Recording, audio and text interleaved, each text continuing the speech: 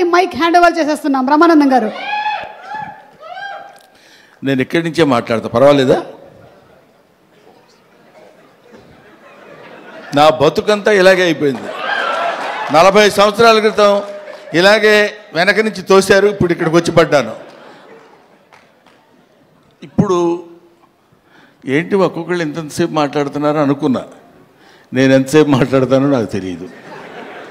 ఎందుకంటే నా వెనకున్నది, నా ముందున్నది, నా పక్కనున్నది, నా చుట్టూ ఉన్నది మా చిరంజీవి గారు. కాబట్టి ముందు గుర్తుపెట్టుకొని చెప్పాల్సిన కొన్ని మర్చిపోయినా పర్వాలేదు, కానీ గుర్తుపెట్టుకొని చెప్పాల్సిన విషయాలు కొన్ని ఉన్నాయి.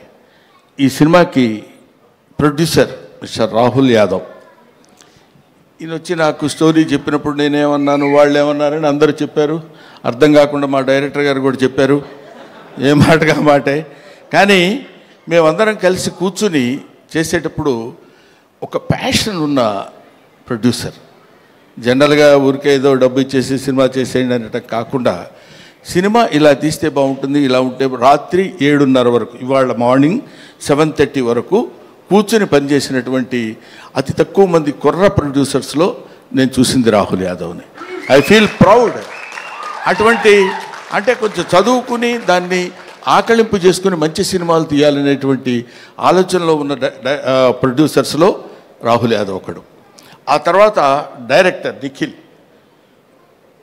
నిఖిల్ తను ముందు అసలు ఫస్ట్ ఒక 3 days నన్ను, ఇంకా ఇదిగో ఇప్పుడు మన రఘుబాబు లాంటి వాళ్ళను, లేకపోతే ఒక రాజీవ్ కనకాల లాంటి వాళ్ళను చూసినప్పుడు ఒక చిన్న